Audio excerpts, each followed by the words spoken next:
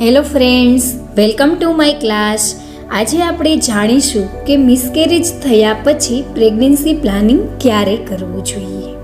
જો એક વખત તમારું ગર્ભપાત થઈ ગયું હોય ને તો પ્રેગ્નન્સી પ્લાનિંગ ક્યારે કરવું જોઈએ.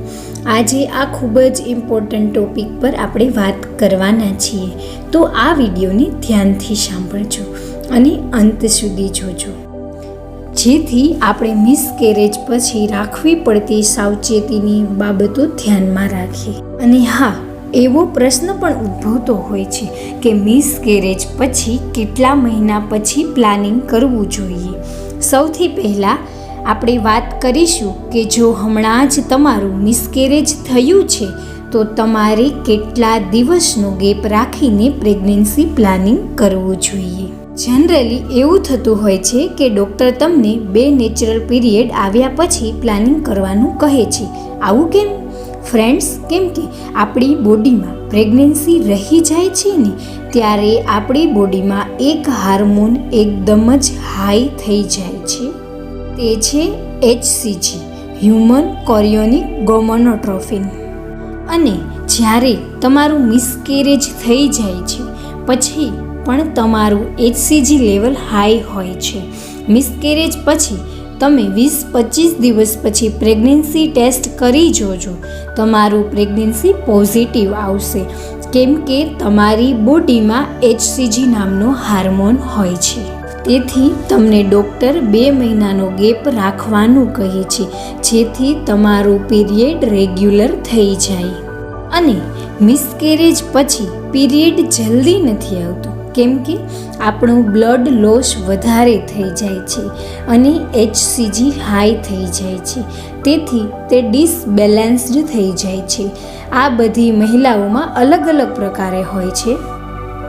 તેથી ફ્રેન્ડ્સ, જ્યારે તમારું પીરિયડ રેગ્યુલર થઈ જાય ને પછી જ તમારે પ્રેગ્નન્સી પ્લાનિંગ કરવું જોઈએ. મિસકેરેજ પછી ડાયરેક્ટ ક્યારેય પ્લાનિંગ કરવાની ઉતાવળ ના કરવી જોઈએ. અને જો તમે મિસકેરેજ પછી ડાયરેક્ટ પ્રેગ્નન્સી પ્લાનિંગ કરો છો ને તો તમને ઇન્ફેક્શન લાગી શકે છે, અને આ ઇન્ફેક્શનમાં કદાચ પ્રેગ્નન્સી રહી જાય ને તો તમારે એબોર્ટ પણ કરાવવી પડે તેવી સિચ્યુએશન આવી શકે છે. તો મિત્રો, આ વાત ખાસ ધ્યાનમાં રાખવી, જેથી આ પ્રકારના પ્રોબ્લેમ્સથી તમે બચી શકો. અને ઉતાવળ ના કરતા ધીરજ રાખવી. તેથી મિસકેરેજ પછી 2-3 મહિના જવા દેવા જોઈએ અને પ્રેગ્નન્સી પ્લાનિંગ પછી જ કરવું જોઈએ.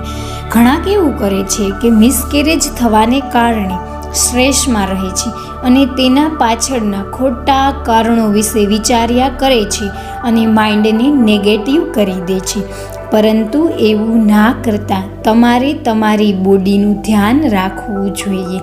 હેલ્ધી ડાયટ પણ તમારે લેવું જોઈએ, જેથી તમારે જલ્દીથી રિકવરી આવી જાય અને તમારું પીરિયડ પણ રેગ્યુલર થઈ જાય અને તમે પછી પ્રેગ્નન્સી પ્લાનિંગ કરી શકો.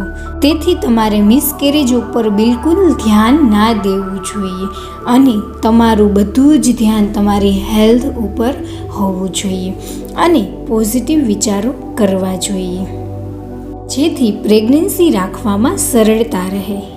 અને હા મિત્રો, જો તમને મારો આ વિડીયો ઇન્ફોર્મેટિવ લાગ્યો હોય તો મારી આ ચેનલને સબસ્ક્રાઈબ કરજો.